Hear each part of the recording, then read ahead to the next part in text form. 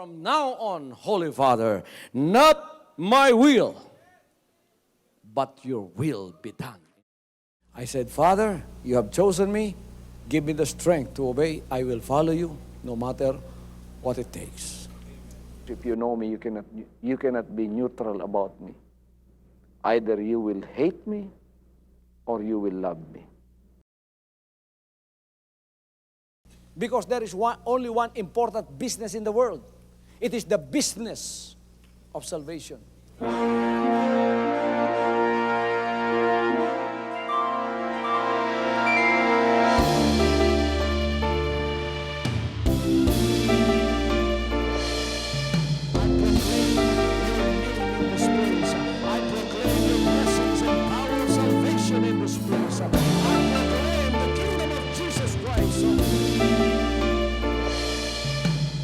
As I am concerned, and as far as the work of God is concerned, we have reached the end. Last September 13, 2003. When you find God, you find His love. Because God is love. Ganon ang pag-ibig ng Panginoon. Walang katapusan na yan ay bumabalik-balik sa atin. If you want to receive, you have to give. Receive it by faith and say, Lord, I will touch up. Because the game plan of God was to save us from sin through the power of love. He has completed His salvation, works in the Spirit. After April 13, the door is open for everyone to come. The salvation works of the Father is now completed in me. Salvation is here.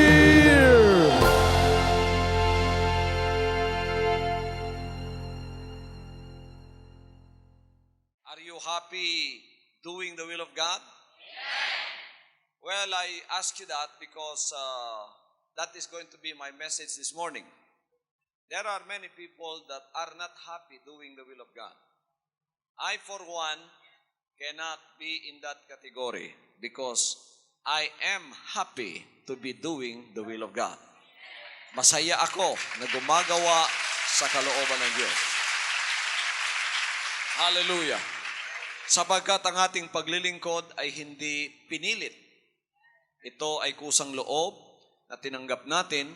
Why? Because we know that He came and He shared His life to us, and that is what we call the divine love of God. Because of that love drew us to the Lord. So, the Bible is very clear on that. The Bible said, we love Him because He first loved us. Siya ang unang umibig sa atin, kaya tayo naman, mahal din natin at iniibig din naman natin ang ating Panginoon. There are many people who try to live the Christian life without fulfillment and satisfaction because they do it thinking it is a duty or an obligation. So the result is just that you have a religion. Maybe you have a religion or maybe you are religious. But sad to say, you are not happy. You have not found fulfillment and you have not experienced a personal relationship with the God that you are serving.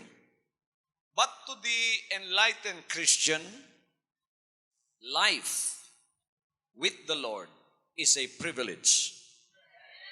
Before it is a duty and an obligation, to the enlightened, life in service to the Lord is a privilege. Pribilehyo ang ating paglilingkod. Hindi lang isang duty, hindi lang isang gawain o isang obligasyon.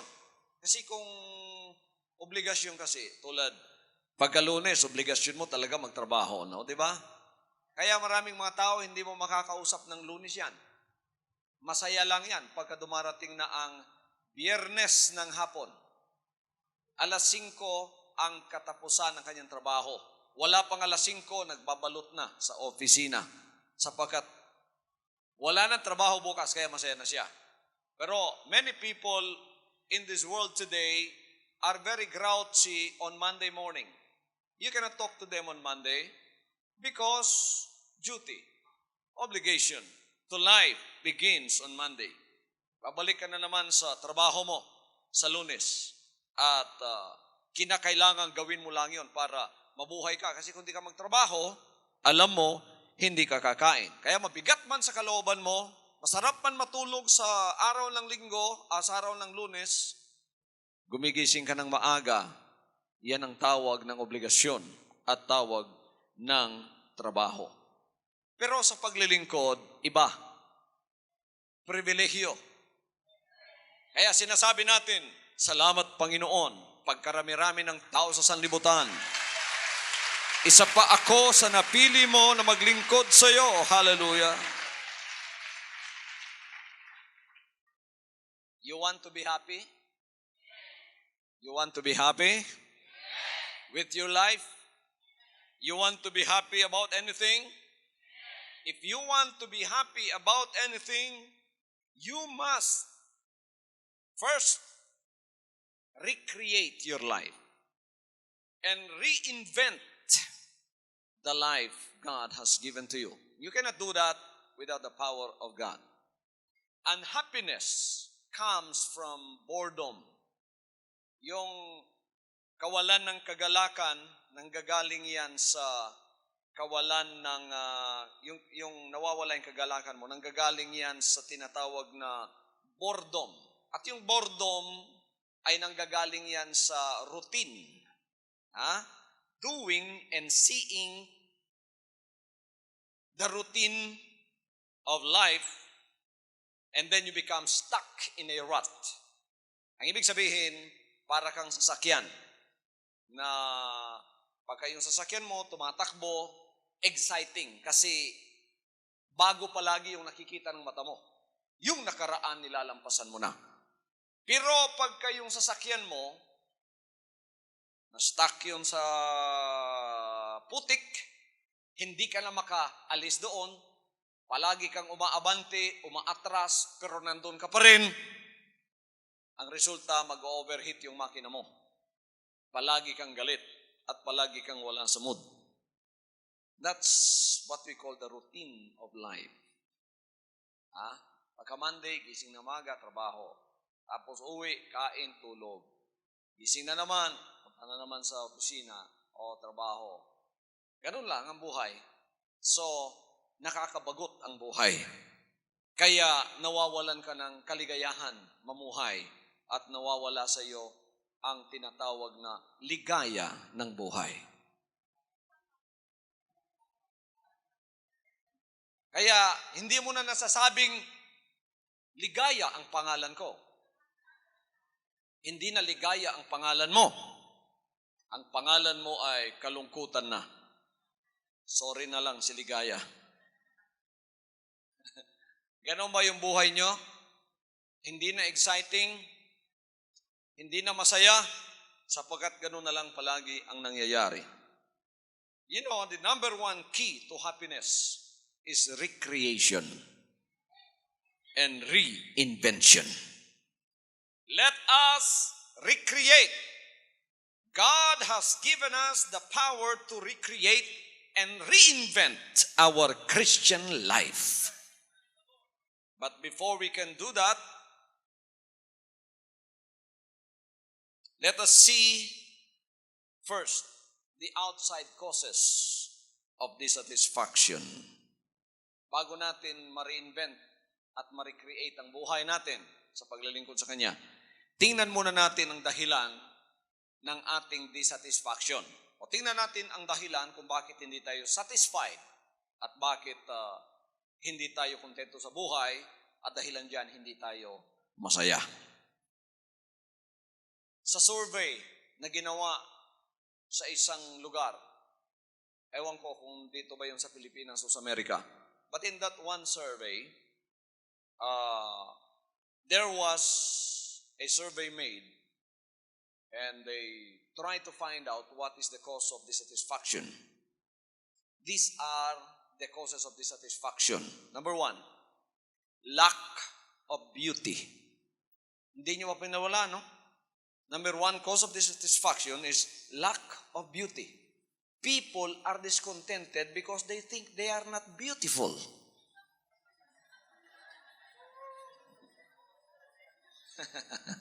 Hallelujah. Amen.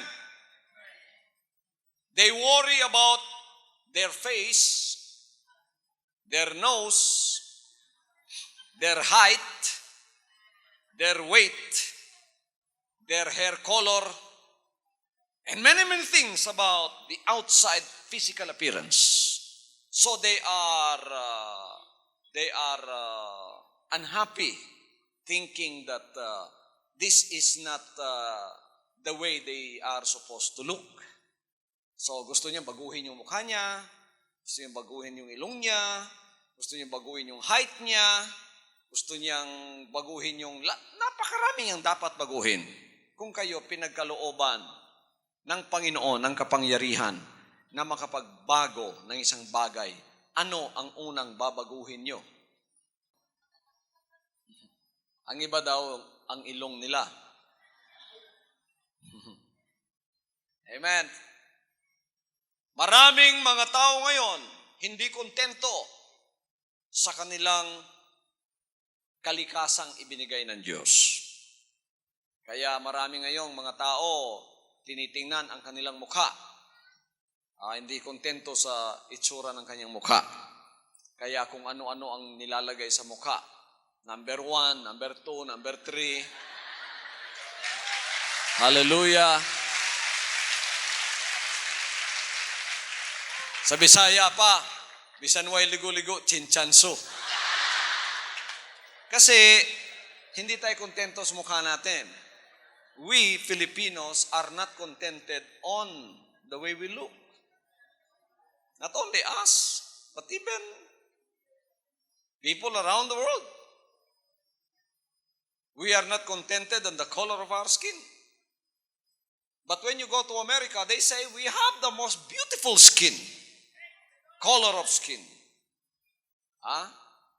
Americans spend millions just to have a tan. Itong color natin, itong brown color. Tayo naman, we spend a lot in our poverty to become white. Wow. People out there, when they walk under the sun, they love it because they want to have a tan. But Filipinos do everything to keep away from the sun. May payong na, may kulumbo pa, may ano pa dyan, may maskara pa. Para hindi lang masilayan ng araw ang kanyang mukha, baka daw iitim siya. So diskontento talagang tao kahit anong gawin mo. Amen. Kaya pagka hindi nangyayari yung gusto niya, sa kanyang pagsisikap na maayos niya yung mukha niya ayon sa kanyang kagustuhan, kaya may 1, 2, 3, pagka hindi gumubra yung 1, 2, 3, number 4, akala niya yun na, pagkatapos nakita niya, lalong nasunog ang mukha niya. Hallelujah. Lalong umitim. Nung umitim na, anong sinabi niya? Hindi umubra yung 1, 2, 3, 4, baka papildilihan na siguro sa sunod ang gawin ko dito. Amen. Ang ilong natin. We have one of the beautiful nose among the creation of God. But many of us are not contented on the way our nose looks. Gustong-gusto ng mga puti yung ilong natin. Meron akong kakilalang puti. Mangangaral din siya. Pagka umiinom siya ng tubig, dahil sa kataas ng ilong niya, nalulunod siya. Kaya pagka binigyan mo ng tubig, kailangan kalahati lang, ganun lang karami. Kasi pumapasok yung ilong niya ang taas-taas. Sabi niya, ano kayang gagawin ko, no? Nakonsulta na ako ng doktor kung paano kung ipapaliit itong ilong ko, ipatabas ko. Sabi niya, Pastor, ang ganda ng ilong mo. Ako naman, bawat tingin ko sa salamin, sabi ko, bakit pango itong ilong ko? Sa Bisaya pa, murag palwa sa lubi. Malapad ang gitna, matulis ang tagiliran. Okay. Some people are preoccupied with their height. Hindi kontento naman yung iba kasi merong iba dyan, muntik nang naging unano. Kung maging unano ka, ang height mo 4'9". Ang iba dyan, 4'9 and 1/2. At ang iba naging 4'10". Kaya hindi sila kontento. Pero to tell you the truth, ang mga maraming taong may ginawa sa sanlibutan, hindi lahat matataas. Amen? Kaya kayong mga mabababa, kontento na kayo. Kontento na kayo sa height nyo. Jose Rizal was only 4'11". Carlos P. Romulo was only 4'10". Muntik nang maging unano. Pero hindi yun ang importante. Kailangan kung ano ibinigay ng Diyos sa iyo, huwag mo nang inatin ang sarili mo. Ang iba, to compensate for their lack of height, anong ginagawa nila? Nagsasapatos na ganong kataas ang takong. Para hindi malata ang takong, ang pantalon ay bell bottom, nakatabon lahat. Parang si Elvis Presley nung kapanahonan niya. Para maging masaya lang siya sa buhay niya. So thinking that to compensate for this height, he has to wear high-heeled shoes and bell-bottom pants to cover the high heel. Pagkatapos mga kapatid, lumalakad yan sa daan. Sa isip niya, masaya na ako dahil kapantay ko na yung matataas dyan. But when you go home and take off the shoes and take off the pants, the reality begins again. Tapos, hindi ka na naman masaya dahil pagtayo mo sa salamin, mas bumaba ka pa ngayon kaysa noong dati. Amen? Yung iba naman sa kanilang sizes sa katawan. Kayong matataba dito, huwag kayong mag-alala sapagkat pagpunta nyo ng Amerika, very cute kayo. Sa Amerika, nakakita ako ng 800-pounders. 600 pounds is nothing in the States. Isang araw, napunta ako sa department store. May lumalakad doon sa unahan ko. Hindi ko alam kung tao, kung I call it unidentified walking object. Kasi hindi mo ma-identify, pero lumalakad. Hindi ko makita yung ulo, hindi ko makita yung paa. Basta nakita ko, bilog. Lumalakad. Inobertikan ko. Yun pala, may team na babae, black siya, may team. Tapos kataba niya, yung paa niya, yung puwit niya, nag-isa na. Yung puwit niya, dito na sa kanyang liig. Tumabon na. Yung ulo niya nakaganon na, hindi mo na makita yung kamay, pati yung paa maliit na. Pero kontento pa rin siya. Naglalakad pa rin siya na parang isang normal na tao. So nag-admire ako, hindi sa katawan niya, kundi sa contentment niya. Tayo dito, kontento na ba kayo sa katabaan niyo? Sa American, when you are slim, you are disciplined. Everybody looks up to you. Pero dito sa Pilipinas, pag kayong asawa mo, pumayat, maraming mag-iinsulto sa iyo. Anong ginagawa mo sa asawa mo? Bakit pumapayat? Di mo na siguro pinakakain yan. Kaya kailangan sa Pilipino, to be healthy is mataba. Iba-iba talaga ang isip ng tao, hindi kontento sa kung anong bagay na binigay ng Diyos sa kanya. Kaya marami ang nakakulubot ang kanilang mga mukha sa mga trivial things na ito ay nagkakaroon sila ng discontentment. Alam ba ninyo ang remedy ng mga bagay na ito? You know the remedy for all of this? Recreation tells us that beauty, permanent beauty, do not come from the outside. It comes from the inside. Hallelujah! Hallelujah! When Jesus Christ came, He made a new man out of us. When He made a new man out of you, He did not change your physical appearance. You are the same. But what He recreated was the man or the woman inside of you. Yun ang binago ng Panginoon, yung tao sa loob ng iyong pagkatao. Kaya naging bago yun. Noon yun mataba, pangit. Yun noon maitim, pangit. Yun noon mga kapatid, napakaitim sa kasalanan. Ngunit nang pinasok ng Panginoon ang buhay mo, nagkaroon ng recreation. Ginawa niyang maganda ang iyong buhay na pinangit ng dahil sa kasalanan. Your life was so ugly because of the scars of sin. Sin is like a blackening solution that contaminated the purity of God's image in you. When the Lord came and offered Himself on that cross and bought you with that price, the price of His life, the Lord recreated your life. He purified you. He made you white as wool. And then, He cleansed you from that sin. He made you beautiful once again. Kaya yung tunay na kagandahan ng tao ay mula sa loob kung ikaw ay napatawad sa iyong kasalanan. Kung ikaw ay nagbagong buhay, kahit ano pa ang mukha mo sa labas, pangalawa na lang yon. Inaayos mo pa rin yon, pero pangalawa na lang yon. To the world, you may be ugly. To yourself, you may not be satisfied and say, I am not beautiful. But that does not count anymore. Before you look on the outside, look on the inside first, on what the Lord has done for you. Because permanent beauty comes from the inside.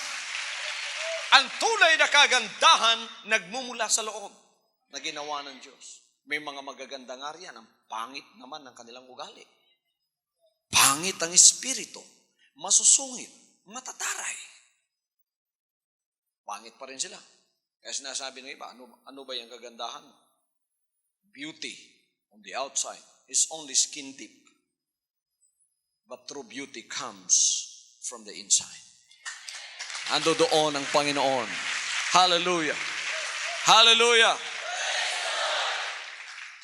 At sa survey na ginawa, isa sa mga causes of dissatisfaction is lack of money. Lack of money. How many of you wants to have money? Raise your hands. Bakit? Kasi yung pera kailangan natin yan upang mabuhay at upang ma-translate natin sa physical at material ng kasaganaan sa buhay, kailangan magkaroon ka ng pera. Pero alam ba ninyo, kung yun lang ang pakay ng inyong buhay, your only aim, your only purpose, your only motive in life is to gain and to have money, you are the most miserable human being walking on the face of the earth. Pinakamiserable ang tao na ang isip niya araw at gabi pera. Pinakamiserable. Bakit ka naglingkod? I am a prosperity preacher. I'm a prosperity gospel preacher. I am preaching prosperity always. Kaya meron tayong covenant of blessings. Meron tayong covenant partnership. Gusto ko pagpalain kayong lahat. Pero I am not one-sided. And this gospel that I'm bringing to you is a balanced gospel. I'm not only preaching material prosperity or financial prosperity. That is only one part of what I am preaching. This is a balanced gospel. Although you have the whole world, if you lose your soul, that's nothing. Wala talaga yan. Walang kwenta ang buhay mo. Pagka ikaw ay pera lang ang nasa isip mo at yun lang ang preoccupation ng buhay mo. Ang iba, napakarami ng kanilang mga preoccupation sa buhay at itong lahat ay may kaugnayan sa pera at sa mga material na bagay. To build a dream house. Ako'y magkaroon ng dream house, yung dream na bahay ko. Palagi mong panaginip yon. Dream car. Magkaroon ako ng magandang sasakyan. Dream life. Hallelujah. Na magkaroon ako ng poging asawa. Asawa, bana, sa padiha. Pamaylain diha. Kininta na. Kaya, kuminsan meron kang tinatawag na vacuum look. Ano yun? Malayo ang paningin mo palagi. Minsan nagtatrabaho ka doon sa bahay ng amo mo o doon sa opisina mo, mga kapatid, napakalayo ng paningin mo. Namamalansya ka pala. Nasusunog na yung pinaplansya mo, dumating yung amo mo, yung nanay mo, sinampal ka na lang. Pa! Doon ka pa nagising sapagkat nananaginip ka na nakagising at nakadilat ang iyong mata. You are preoccupied with that. Everybody, we cannot deny it. Kuminsan preoccupied tayo sa mga material at financial na bagay. Nagkakaroon tayo ng kaguluhan sa buhay nang dahil sa pera. Maraming nagkaka-break up na pamilya ang cause pera. Ang asawa, nagdidemand sa asawang lalaki, kailangan ikay magtrabaho, kailangan ikay makapagdala ng maraming pera upang maging kontento tayo sa buhay natin. Yun lang palagi ang pinag-uusapan. Kaya nagkaka-break up, nagkakaroon ng gulo at away sa pamamahay. Mga kapatid, alam ninyo, ang buhay ay hindi lang puro pera. Tulad ng sinabi ko sa bandang unahan, if the only preoccupation of your life is how to earn and how to have money, you will become miserable in your life. There is more to life than money. There is more to life than material and financial things. We cannot deny that we need those things, but we are not preoccupied with those things. Amen. Ang remedy niyan para mawala yung iyong kalungkutan nang dahil ikaw sinasabi mo, kulang ako ng pera, lalo na kung nakakakita ka dyan ng mga unbelievers, hindi mananampalataya. Pagkatapos ang dami nilang pera, ang gara ng sasakyan, ang ganda ng bahay, lalo kang nalulungkot sapagkat sinasabi mong, ako ay isang mananampalataya sa Panginoon. Dapat mapasa akin ito. Bakit wala at hindi nangyayari sa buhay ko ang mga bagay na ito? Siguro kailangan maging unbeliever akong kasama niya o katulad niya. Magiging miserable yung buhay mo sapagkat merong nasa sa kanya na wala sa iyo nga. At ito ay translated sa temporal at material na bagay. Ngunit, alalahanin mo, anak ng Diyos, merong nasa sa iyo na wala sa Kanya. Hallelujah!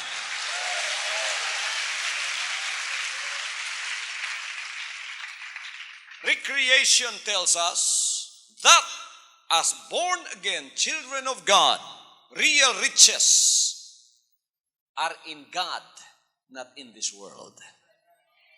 Look at the rich young man who went before the Lord. And he said, how can I inherit eternal life? The Lord said, do the commandments. Lord, I have been doing the commandments since I was a very small child. The Lord said, you are not far from the kingdom of God, but you lack one thing. Seeing that he was rich, the Lord said, go, sell all your properties, sell all your riches and everything that you have.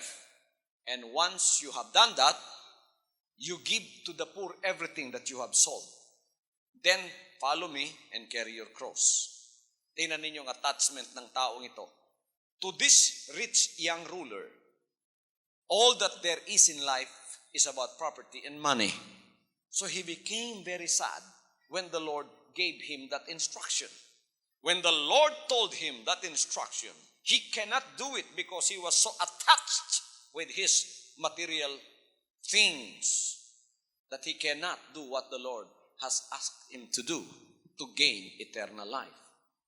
That is how temporal things are. That is how material things are. And the Lord only showed us in that example that we should not be attached to things temporal. We can use them, but we cannot idolize them. Hallelujah. You are free to use the material things God has given to you, but you cannot idolize those things. Recreation tells us that true riches are found in God. Tingnan ninyo, lumapit naman ang Panginoon sa mga apostoles, and then He gave them a story about a rich man who was so successful that he has to destroy his small bodegas, so he built bigger ones para mapasok doon yung kanyang kayamanan. At na makapasok na roon yung kanyang napakaraming stock na kayamanan, sinabi niya sa kanyang kaluluwa, soul, eat, drink, and be merry. Because so much goods are laid in store for you. For years, kahit hindi ka na magtrabaho, kakain ka, iinom ka, magsaya ka. And the Lord said, that night, thou fool, your soul will be required of thee tonight. And who will inherit those things that you have stored for you? And the Lord said, this is what is going to happen to those people that are rich in this world, but are not rich in heaven. True riches are in heaven. What are you doing here? It's not in vain. Anong ginagawa ninyo rito ngayon ay hindi isang walang kabuluhang bagay. Nag-iipon tayo ng kayamanan sa langit. Kaya kahit kayo ay kapos sa pera dito sa mundong ito, o kapos kayo sa mga material at financial na bagay, alalahanin ninyo ang pinakamayaman sa mundong ito, sa lahat ng bagay na hindi na mawawala pa sa inyo, ay walang iba kundi kayo, sapagkat ang buhay na walang hanggan ang siyang ipinagkaloob sa inyo. Hindi mawawala sa inyo yan. Alalahanin ninyo, pinayaman kayo ng Panginoon. Mayaman kayo sa langit. Mayaman kayo sa pananampalataya. Hallelujah, hallelujah.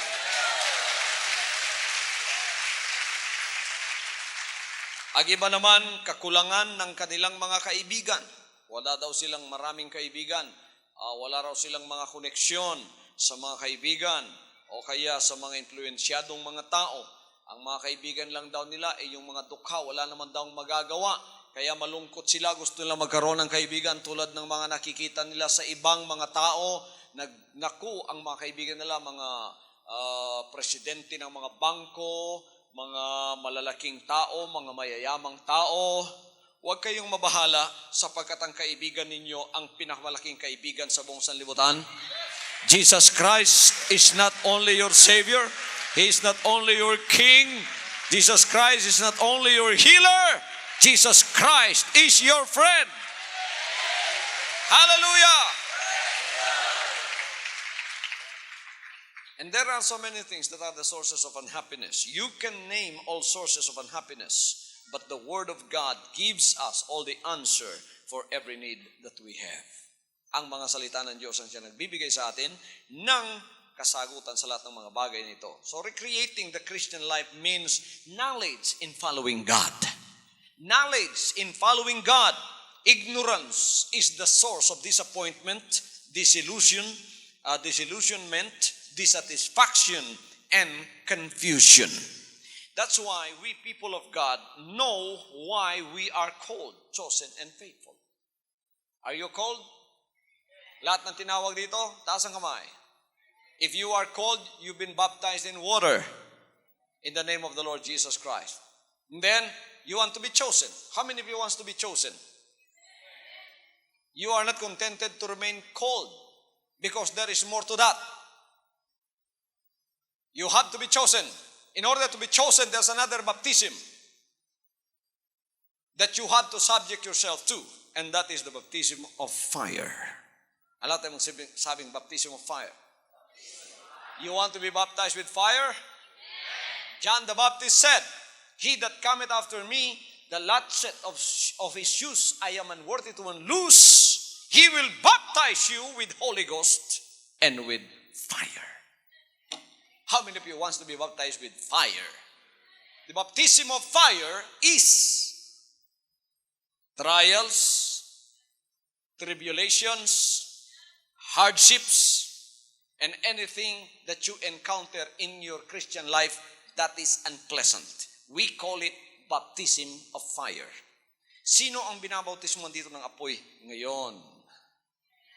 Aha! Mainit ano mga kapatid? Ang tubig. Madali pala ang matawag sa Panginoon. Punta lang tayo doon sa Paradise Beach. Pagkatapos bautismuhan tayo, kung minsan ang kapagsubukan natin dyan, yung malalaking alon lang, Sa Hong Kong naman, yung kapag subukan nila pagka winter, napakalamig na parang ice yung tubig.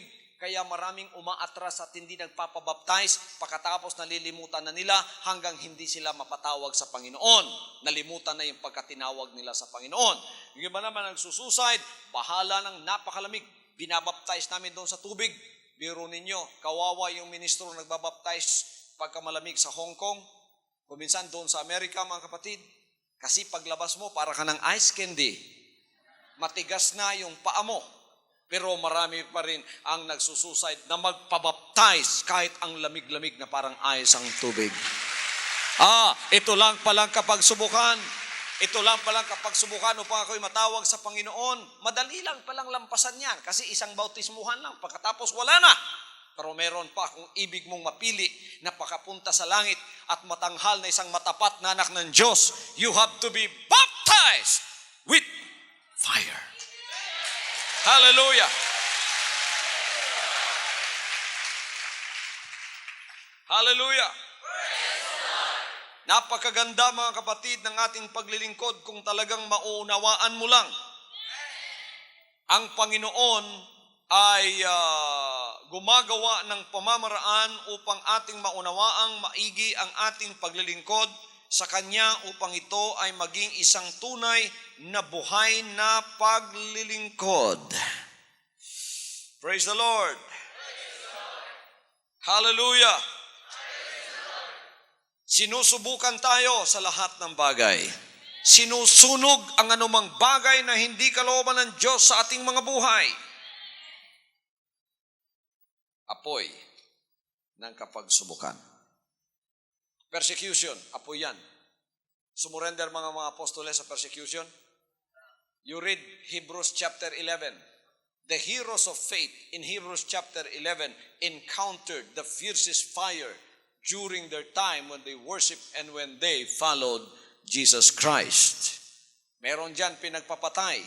Titingnan natin ang sinasabi ng banal na kasulatan kung paano sila pinagpapatay sa kanilang mga panahon. Hindi basta-bastang apoy yan, mga kapatid.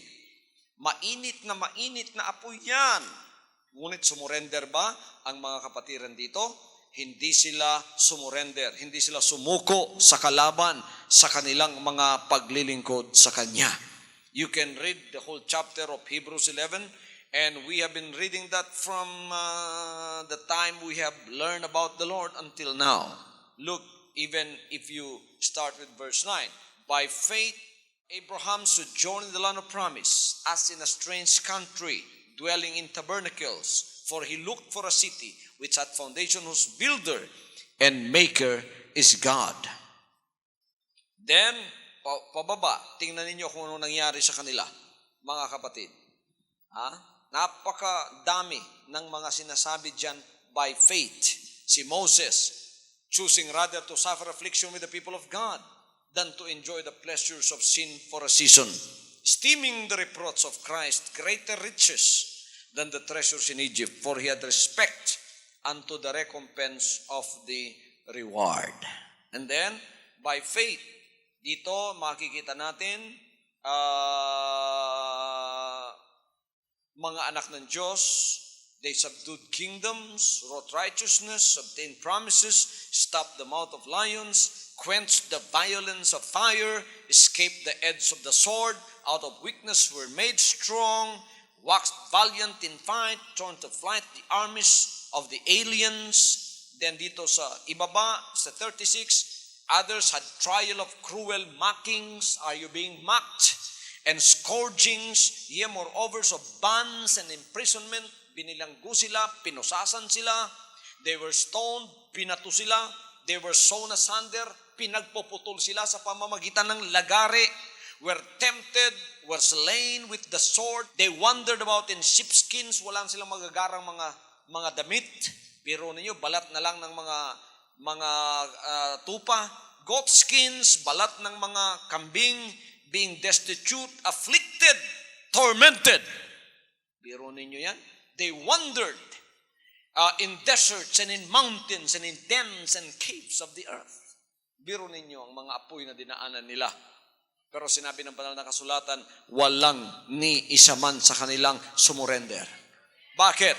Tulad ng sinabi ni Pablo, anong sinabi ni Saint Paul dito sa kanyang banal na sinulat sa mga taga-Roma, Kapitulo 8, Who shall separate us from the love of Christ? Shall tribulation? Apo yan. Shall tribulation? Or distress? Or persecution? Or famine? Or nakedness? Or peril? Or sword? As it is written, for thy sake we are killed all the day long. We are counted as sheep for the slaughter. Nay, in all these things we are more than conquerors through him that loved us.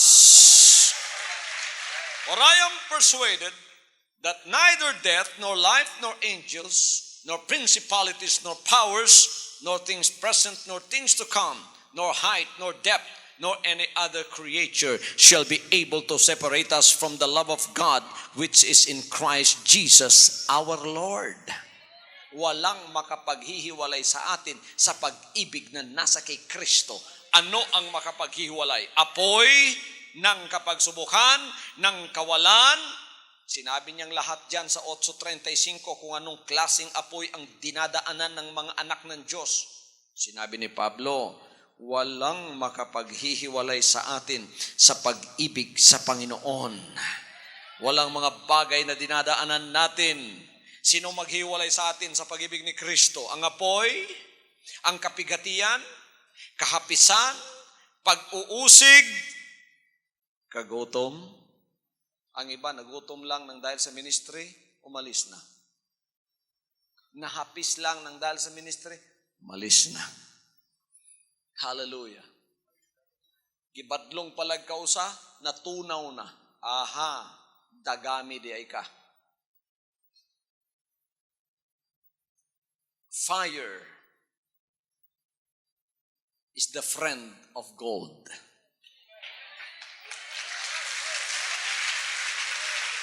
But fire is the enemy of wood, hay, and stubble. Pagka dinaanan ng apoy yan, sunog tupok lahat yan. Nawawala. Pero ang ginto, pagka dinaanan ng apoy, maring matunaw, pero hindi nawawala. Lalong naging dalisay, lalong nagiging malinis, lalong kumikinang, kumikintab. Hallelujah! Kagutom, kahubaran, panganib. Nanganganib ang buhay ninyo dahil naglilingkod kayo? Tabak! Hindi tayo paghihiwalay ng apoy. Hallelujah! We are more than conquerors through him that loved us.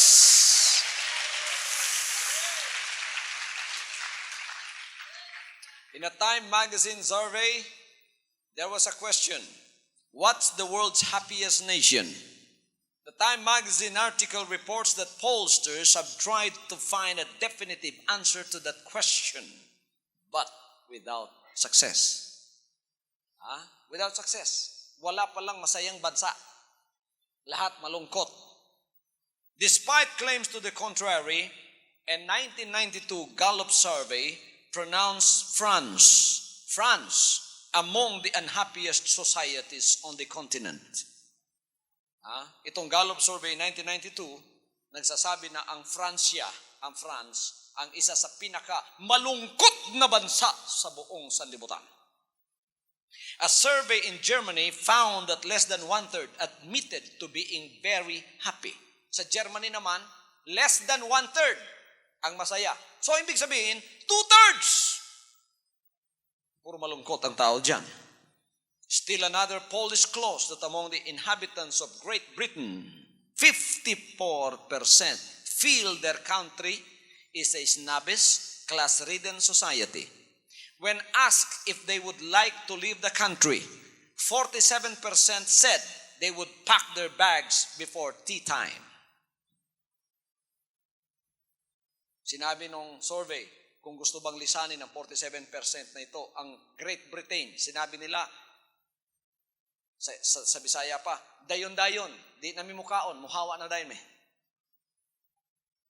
Genuine happiness A mood of contentment, joy, and hope doesn't depend on the country one lives in. It does not depend on how you look. It depends on the right relationship with God. Hallelujah. As David, the psalmist, so succinctly in Psalm 144:15 said, Psalms 144:15, David, the psalmist said, happy are the people whose God is the Lord. Masaya ang bayan na ang Panginoon ang kanilang Diyos. Hallelujah, hallelujah. True happiness comes only from knowing God.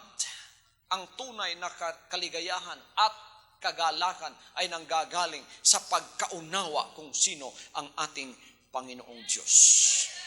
Kaya, mapalad kayo. Totoo nga yung sinasabi ng tao. Bakit itong mga taga-Jesus Christ parang walang mga problema? Parang hindi sila nagkakaroon ng mga problema sa buhay. Merong isang pintor. There was one master painter who told his students that are studying fine arts to draw what peace and happiness is all about. So pinaint nila. One drew on the canvas a very serene picture of a mountain scene where there was this beautiful mountain with beautiful trees that when you look at it, it's so peaceful and quiet. And then he showed it to his master. And the master said, to my opinion, that is not the real meaning of peace and happiness. Then others, the second one, drew on the canvas a beautiful setting of a happy family with the father and mother and with their, together with their children playing on the field. There was these animals like sheep and like dogs and cats playing around. Napakaganda tingnan, napaka-peaceful ng pamilyang yun. Ngunit hindi pa rin yun ang tinanggap ng master. Yung pangatlo, ang kanyang pinaint, there was this third student who painted on the canvas. A very, very boisterous and very large body of a water falling. It's called like the Niagara Falls. No? Napakaingay at napaka-mapanganib, nakakatakot tingnan. And then he drew upon that little branch protruding from the side of the canvas towards the big body of water falling. Napakalakas na waterfall. Nakakatakot na waterfall. Na-paint niya doon yung maliit na sanga ng kahoy. At malapit na doon sa nakakatakot at maingay na waterfall. At doon, yung maliit na ibon, nandoon ang kanyang pugad. Malapit ng ma-touch noong tubig na napakalakas, nakakatakot tingnan. Maingay, hindi mo talaga marinig kung mag-uusap kayo doon. So nandoon yung maliit na ibon at yung maliliit ng sisiyo. Pinakakain niya na parang walang waterfalls na nakakatakot sa kanilang tabi. Sinabi nung master painter, ito ang picture ng kapayapaan, contentment, at happiness. Happiness, contentment, peace, and calm does not come from isolation. We do not preach the theory of isolation here. We are preaching the gospel of Jesus Christ, that we are in this world, but we are not of this world. We are surrounded by the sinful, sin-sick world. We are surrounded by fearful circumstances and situations that happens around us. Crime, violence, skyrocketing violence that you read on paper, you see on TV, you hear on radio. Nevertheless, we are still here. Hindi tayo natatakot. May kapayapaan pa rin. Masaya pa rin tayo. At kontento sa ating pamumuhay sa kalagitnaan ng lahat ng problemang nakakatakot sa ating kabalibutan. Because we have the Prince of Peace living in us. Kaya magpatuloy tayo sa ating paglilingkod na yan. Pagpalain tayo ng Panginoon na kahit anong pagsubok na dumating sa atin, pinalulumbay tayo, sinusubukang pamulit-muli. Ang pagsubok kung minsan ay paulit-ulit, ang pagsubok na naranasan, makabuluhan pala sa ating buhay. Hindi pala nakakatakot ito. Alam natin ito ay ang patunay ng ating pananampalataya. When fire comes, it only proves your faith. Upang palakasin ang ating pananampalataya. To strengthen your faith. And then sinusubukan to kung malaman kung gaano tayo kalakas. The Lord let us go through the fire to test us, to know how strong we are in the faith. And when we lack the strength, that is when the Lord gives more strength to us. Doon niya ibibigay ang karagdagang kalakasan. Upang tayo'y turuan at disiplinahin. Pinadadaan tayo sa apoy upang pala tayo'y maturuan at madisiplina sa ating mga buhay. Na masunog ang lahat ng hindi kalooban ng Diyos. Sinusunog ng apoy ang hindi kalooban ng Diyos. Upang tayo ay gawing mapagpakumbaba. Ha? Amen. Marami ka pang kahoy at dayami sa buhay. Ang isa riyan, pride, kayabangan. Walang mayayabang na pupunta sa langit. May hambugerong matuglangit. Tuuhi ko ninyo. Pinadadaan tayo sa apoy upang tayo gawing dalisay, malinis sa harap ng ating Panginoon. Mga unod nun, paminawa ko ninyo.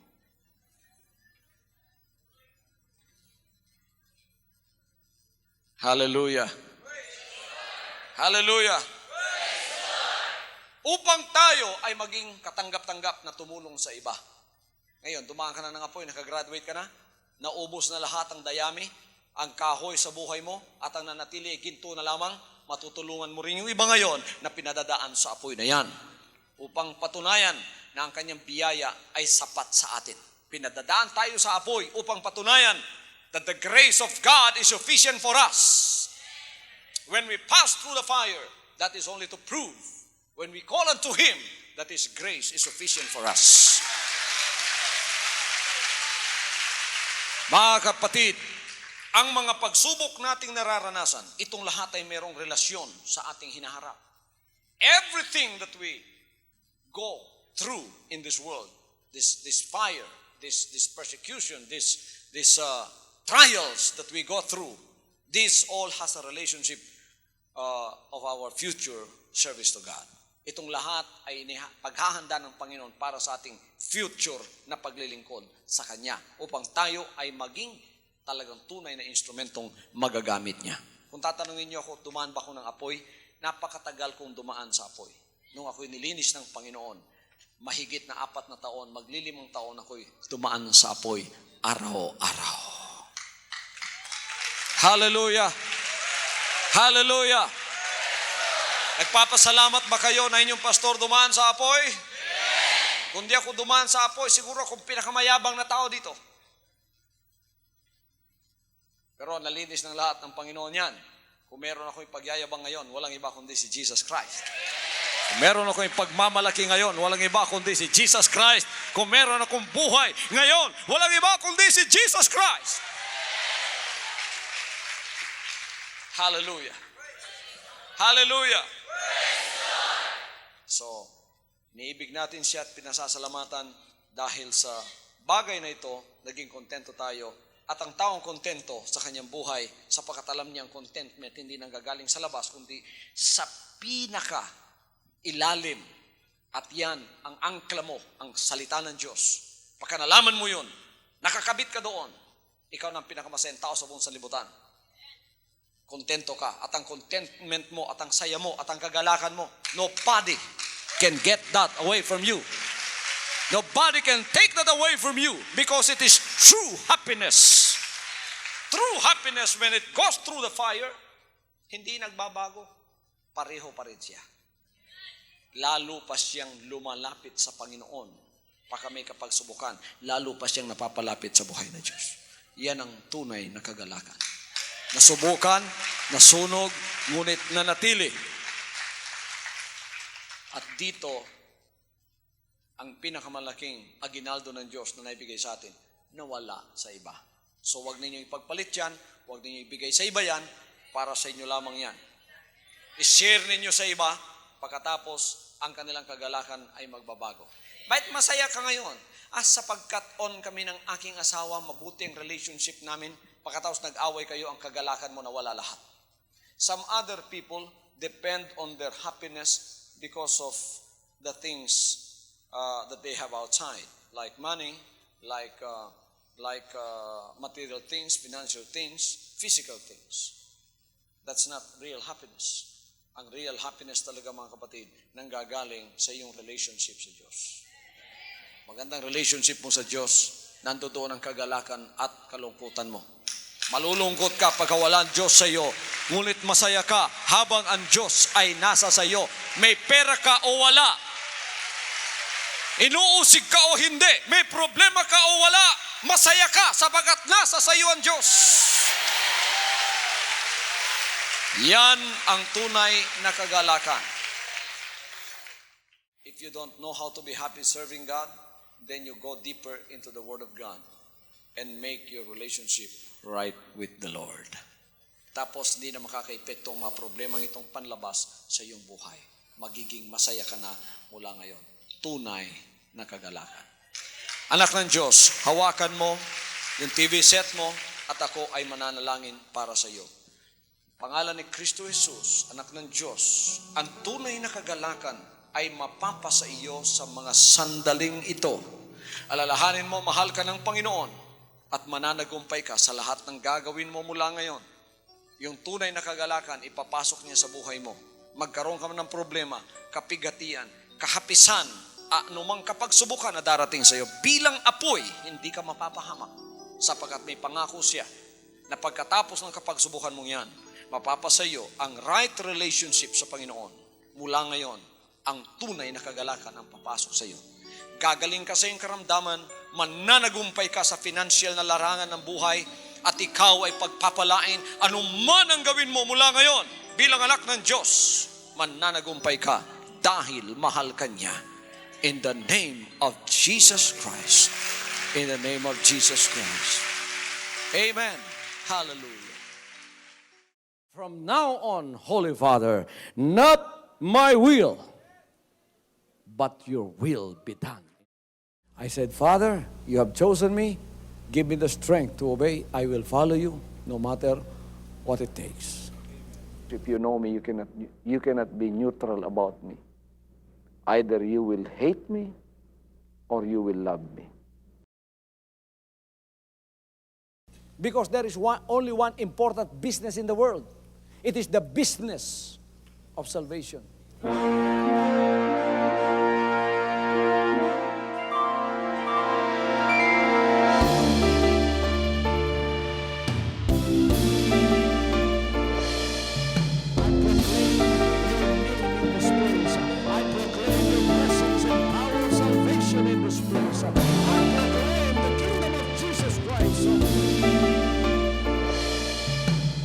As I am concerned, and as far as the work of God is concerned, we have reached the end. Last September 13, 2003. When you find God, you find His love. Because God is love. Ganon ang pag-ibig ng Panginoon. Walang katapusan na yan ay bumabalik-balik sa atin. If you want to receive, you have to give. Receive it by faith and say, Lord, I will touch up. Because the game plan of God was to save us from sin through the power of love. He has completed. The salvation works in the Spirit. After April 13, the door is open for everyone to come. The salvation works of the Father is now completed in me. Salvation is here.